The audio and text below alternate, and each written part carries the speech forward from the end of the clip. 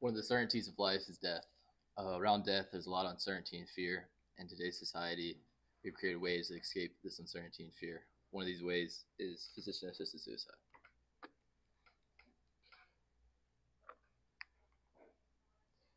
When discussing physician assisted suicide, there's multiple terms we have to define. First of all, there's euthanasia. Euthanasia is when a patient asks the doctor for the aid in dying, and the doctor himself is getting the lethal medication and administering the lethal medication. Next, we have physician assisted suicide. The same, the patient is asking for the aid in dying, but the doctor himself is not administering the lethal medication. The patient is doing that himself or herself. So the only difference between these two is euthanasia, the patient is doing it themselves, and the physician assisted suicide, the doctor is doing it. Lastly, we have palliative care, which is providing comfort and pain relief. So the doctor is neither speeding up or slowing down death.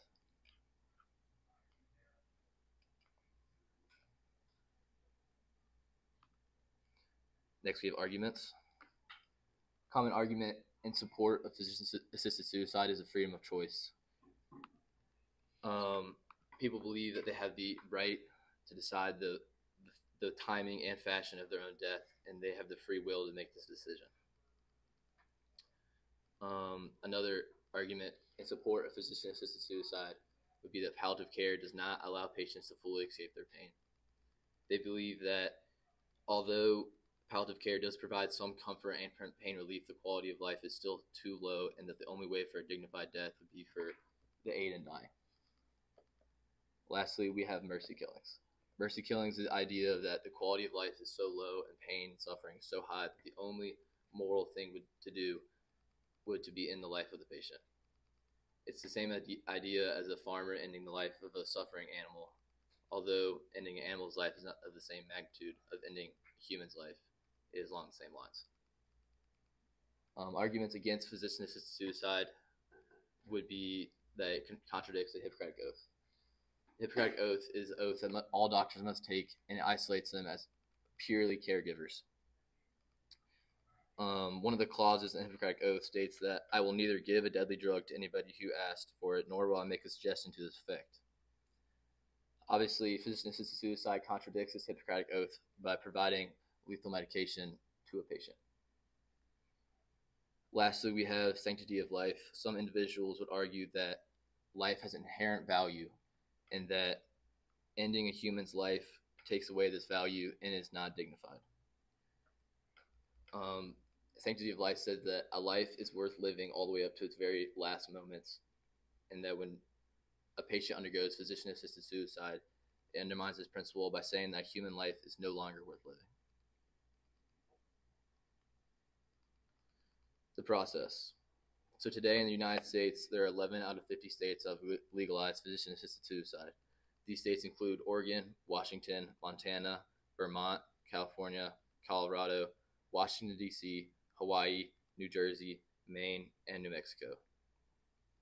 It is a state-by-state basis that they decide the guidelines and the rules for physician-assisted suicide, but today on the board, these are Oregon's. I decided to do Oregon because they were the first state to legalize physician-assisted suicide by passing the Death with Dignity Act.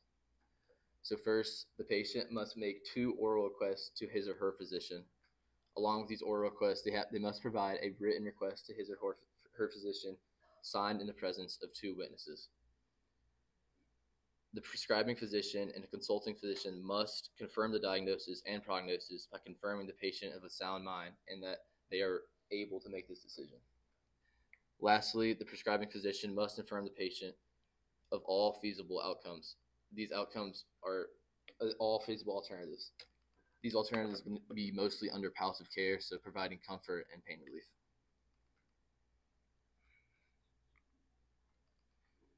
Important events. The effects of Dr. Jack Kevorkian, or Dr. Death. Dr. Jack Kevorkian was a doctor in the 1990s. He was the first doctor that really explored the idea of physician-assisted suicide and sparked debates and controversy in the medical field. In the 1990s, he assisted in over 130 assisted suicides of terminally ill patients. His actions during the 1990s eventually led to the Death with Dignity Act being passed. More recently, we have Brittany Maynard, who was a 29-year-old female in the state of Oregon who was diagnosed with terminally ill, or was diagnosed with a terminal illness, and she decided that she wanted to take the path of physician-assisted suicide because she argued that in her eyes, she'd rather die a dignified death rather than suffering a painful one from her illness.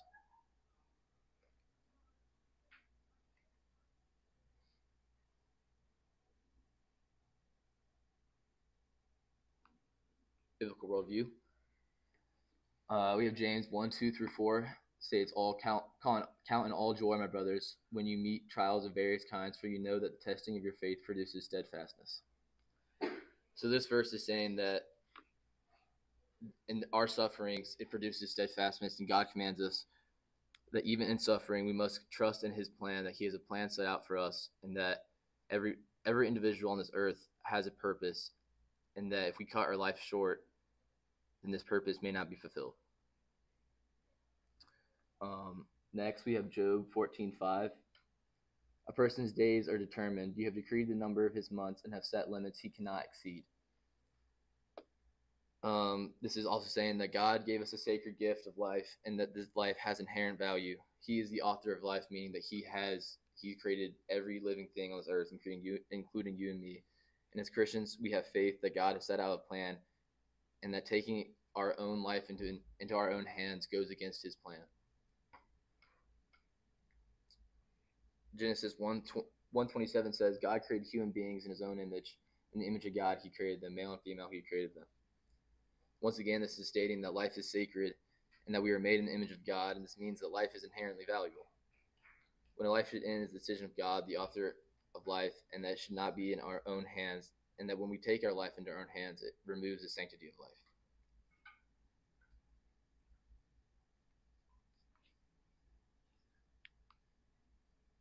My opinion. I believe that life has inherent value, and life itself is a gift from God. I believe that physician-assisted suicide does go against from what God teaches us, and it undermines His authority over our life. God created every one of us, and that I believe that we all have a purpose in this life. For example, Jesus and the criminal on the cross. Jesus, in His last moments, Jesus was able to bring the criminal to God, and for that reason, it kind of shows how even that our purpose could be in our last moments of our life, and that when we end our life short, we could be undermining this purpose. To take our life into our own hands could negate God's plan for our life. On the other hand, I understand the temptation of ending life or ending suffering. I could never attempt to understand the suffering of some individuals, but I do know that God has a purpose for everyone. Thank you.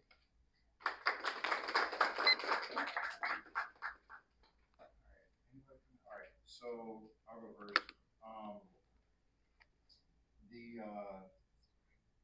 Just to clarify a couple of things. First of all, the palliative care. That's the like I hear the phrase like we're just trying to make them comfortable. Is that what we're talking about there? Yeah, it's like the morphine, providing the pain relief and comfort as they pass. So I'm glad you brought up morphine because that's a pretty heavy drug, and it's like in the process of giving morphine, yes, they won't feel pain, but also it seems like a really blurry line that yeah, I'm alleviating pain, but can their body actually handle this like morphine? You know what I mean? Is there did you see anything or do you have any thoughts on like how to bring some clarity to that? I'm assuming that's still a doctor's decision with how much actual medicine they're giving them versus how much they're going to be able to handle. Yeah. Does that make sense? So you're asking like, I guess I'm asking like what are the considerations there? Like if I'm trying to take the path of palliative care where I don't want to like I like what you said, I want to speed up that. I want to make them as comfortable as possible. But by making what happens, I guess this is the question. What happens when making them as comfortable as possible actually does the speeding up? Yeah, so I did look into that, or I did see a little bit that the amount of morphine can actually that it can lead to a speeding up of death. I don't have any ideas on how that would be. I didn't research that. Yeah. Well, I mean, and maybe that's why I'm struggling with the question is that it is just the call, like it's just a call the doctor has to Yeah. You know what I mean? It just seems like that's the whole thing is one big blurry line, right? Like there is no it's a literal case by case situation depending on who the doctor is, what the patient's condition is, all that stuff. So it's kind of a I know it was kind of an unfair question to ask, but like it was struck me even ask it. In terms of here's one. This is just out of curiosity. It's fine if you don't know this answer. How many people in the United States actually have received euthanasia, physician-assisted suicide, whatever the process? Like how many people has this actually happened for in the United States? I actually don't know. Yeah, Yeah. I'd be interested. I mean, when I read your paper, I was surprised at that. I knew some states have started to allow it. Mm. I was surprised that many states. I wouldn't have guessed that. Was it 11? You said? 11, yeah. I don't think I would have guessed that. You know, that's over 1 out of 5 states that are letting it happen. And also, like again, I'm just curious. It's fine if you don't know. Do you know that if there are any states that are pushing for it, like they're not in the 11, but they would like to be, kind of thing? I don't know. No. Yeah. Again, I'm just thinking because it's like if that's building, that was already a larger number I would have guessed, right? So I'm wondering if the momentum's moving towards it or away from it. I think it's moving towards it. Yeah. All right. So on to the actual controversy here. How mean do I want to be with this question? Pastor Nathan's not here, so I feel like I gotta make up for some stuff. Oh man, that's when we're when we're talking about a person's dignity, a person's quality of life, how much would you say that a person has a right to die? I would say that they do have the right to die, but from a Christian worldview, I don't believe that it's in our hands to decide when we die. Like, so that's what I'm struggling with. Is like every time I personally want to give an answer to this issue, is there an answer? Like I'm fine with having my Christian answer. Right? I'm a Christian. I'm good with that. Yeah. That's one of the reasons why, because it helps me answer questions like this. Right? I'm curious as to my friends who aren't Christians, how they answer this question. Is there an answer that no, the person doesn't, they don't have the right to take their own life, or at least they have the ability to, but it's a tragedy, it's an awful thing. Is there any way to look at this as the tragedy outside of a Christian view? See, yeah, I struggle with that same thing because when I look at it without the Christian perspective, I mean, my like original thought is just like if I put myself in those same shoes and I try to like fathom the suffering and the pain, then I would want to end my life, and I think that would be in my right. But when I look at it as a Christian worldview, I see it differently because, like I said, God has the authority, and He has set out our days, and when we take into our own hands, it's undermining that authority. Right. Yeah, I wonder if there's not though an argument for it. Like, okay, so for instance, you mentioned soundness of mind. Like that was really. I'm glad you like spelled out what it actually takes for a person to go through that, because it's not like people are just kind of like walking into a minute clinic and like making this happen, right? Like there's a process even in the states where it's allowed. But as you went through that, I'm thinking could you imagine being one of the two witnesses? Like, could you imagine one of your friends saying, "Hey, I need you to be here so I can sign this paper"? I feel like my duty as a friend is to try to discourage that as much as possible, right? Yeah. And then like moving down the list, it's like to make sure that this person is of sound mind. Well, if you ask any psychologist, a person with suicidal tendencies is not of sound mind. So by default, if you're wanting to sign the paper, if you're wanting this, I would just wonder, to talk basketball, I'm just wondering like the psychological implications. So I'm wondering if there's not something to be said for even outside of, yes, I'm with you, like submitting to the authority of God. This is the life that He's given me, so I'm going to trust Him for grace to handle it. Right? That's the short Christian answer.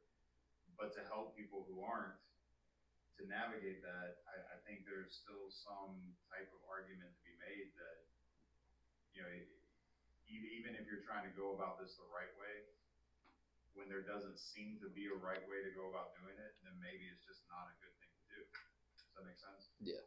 No, I'm just thinking out loud. I'll stop now. Classmates, y'all got anything for John? Any questions? So this, like, I think this happened last year when I heard about this. It was up in Canada. They did physician-assisted suicide for people who are bipolar and have BPD. What are your thoughts on that? I feel like that would come in with the sound mind, Yeah. and I don't really know. That's a complicated scenario with someone who has bipolar.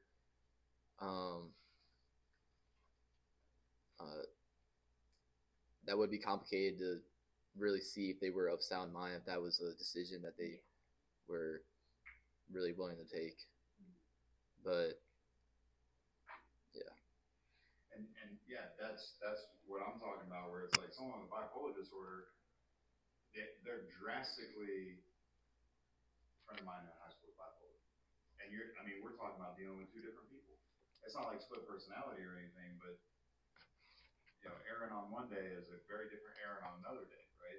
So Aaron on one day might want to sign that paper, and he might be able to prove that he's of sound mind, but Aaron on the next day might not want to.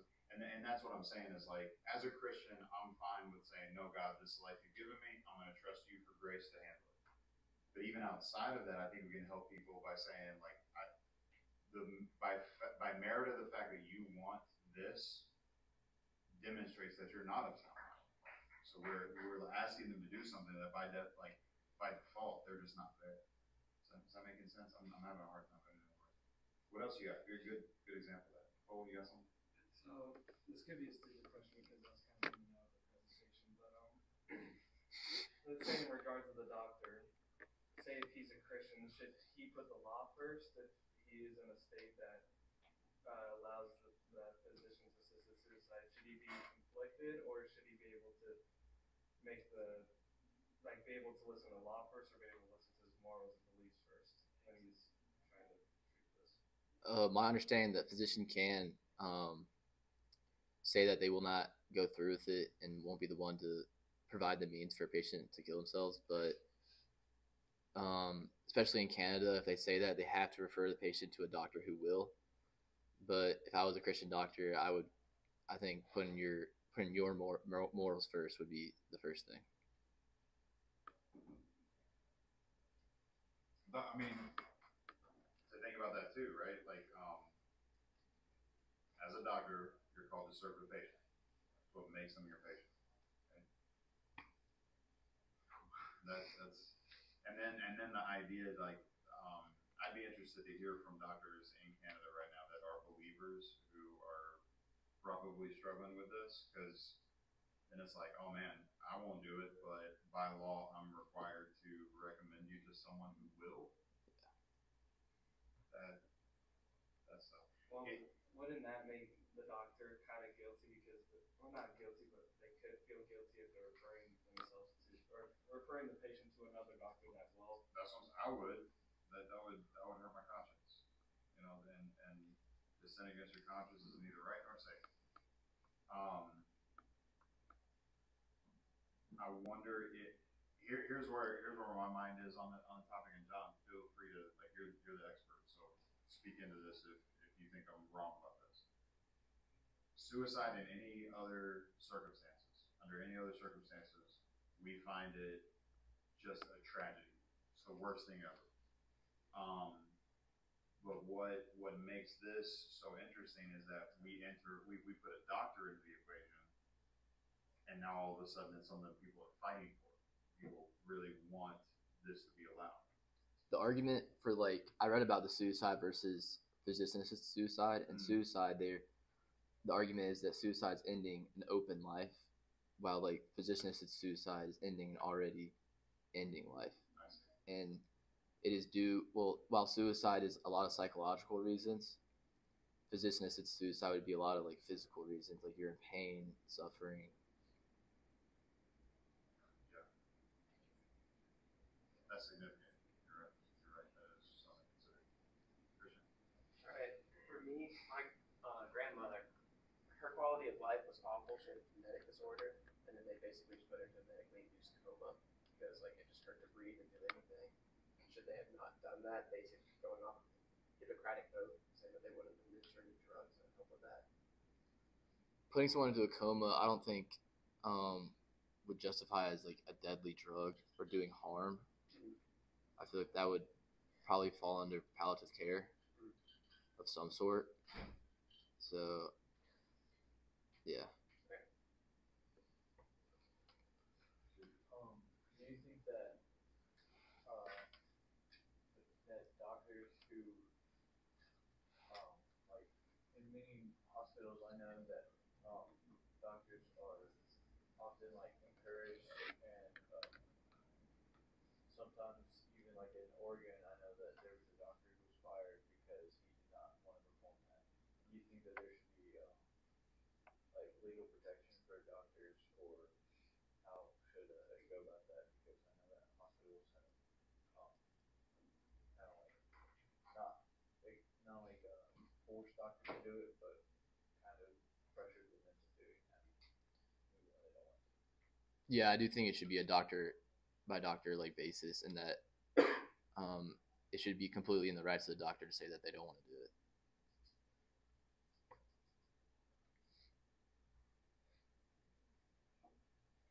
Do you think that like pulling the plug and physician-assisted suicide are like similar or different? I would say it's different because usually when you say pulling the plug, the patient's already on life support, so they without life support they would be dead, and the life support itself is just what's keeping them alive, and so I would say that's different. Yeah.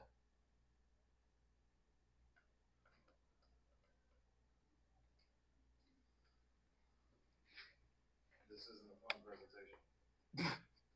Sorry. No, but it's. I mean, it's something to think about. I just had to cut the tension there for a second. Steven, you got some? Do you think that, because I know many doctors who like they have saved countless lives from suicide. I know, like personally, like I know a doctor who is like he has like talked to many people who have attempted to kill himself. Do you think that um they could see their work in like trying to save people's lives as like negated or like worthless because other doctors are out there purposely like offering services to end their lives while they are trying to, basically knock them back in the ledge. Like you're saying, it's like a life for life, like a. Do you think that like the doctor who's like trying to save them would be like de-incentivized? That's even worse from like talking people back because they feel like other doctors are out there providing the opposite service. I think that could be a possibility, but as a role of a doctor, I don't think like a role of a doctor would be. It's in their job that they have to like they're caregivers. They have to try. Yeah, you brought up the Hippocratic Oath, like the I forget when I found this out, but a lot of medical schools, like that's kind of like this quaint traditional thing people do now. It used to be a thing where medical school, you go, you get licensed, you get all that stuff, and at some point in time, you're having to, in the same way like a wedding ceremony or inauguration of a president, like you're saying to someone important, here is the oath that I'm giving as a doctor, and it's fallen out of practice. And I'm always like with this or like the abortion debate or whatever, like I'm always curious, like at what, like I don't know if you've ever read the Hippocratic Oath before. It's actually it's really interesting because Hippocrates, he's the father of medicine, like not just modern medicine, like he's the first guy to try to use physical substances to heal people naturally and so on. And he said, "Wow, this is a knowledge, and because I have knowledge, knowledge that most people don't have, I'm morally obligated to help people. And that's something that doctors feel deeply, right? Like they go to school, they get this knowledge that a normal person, like most people don't have. And with that, not sorry to quote Spider-Man, with that knowledge comes quite a bit of responsibility, right? Like you're responsible now because you can do something. And like I just think like, man, we've fallen out of practice for using that Hippocratic oath. So now it's like we're not challenging doctors that, hey, we've just taught you how to save lives. You are now obligated to go do so. Um, there's something to that. There's something to the fact that it's just fallen out of practice. It's fascinating. Now, a lot of medical doctors I know, they do. A friend of mine has a plaque in his office wall. Like, this is the Hippocratic Oath. Look at it every day when I come to work because this is my mission. And that's really meaningful because he sees a moral, ethical responsibility for what he does. So, yeah. Are people in like hospice, is that a totally different situation? Because they're also kind of older and they're kind of getting close to the end of their life. But then I did read that a lot of the worry behind implementing physician-assisted suicide is that if it's not dealt right, like if it's not handled right, that it could put those individuals at risk, like the people who are in hospice, the special needs people, and it could lead to a lot of other complications. And all like on that note, like you got entire wings of hospitals where patients are in hospice care. Hate to put it this way, but there's also a money element to it. Like we're paying insurance money, we're paying like these hospitals, we're having to staff these entire wings of people that we're just it's palliative care. So yeah, getting out of hand means, hey, we could save a ton of money in the budget if we just you feel gross even thinking that, but yeah, well, like that's the slippery slope problem, right? Like that, if we're headed in that direction anyways, then why not just speed up the process? So, Steve? Are there any like examples? Like I know like with lethal punishment, like there are examples of it like failing. Are there any examples of physician-assisted suicide where the death was not facilitated, like it was like failed procedure, I guess? Oh, I didn't find anything like that.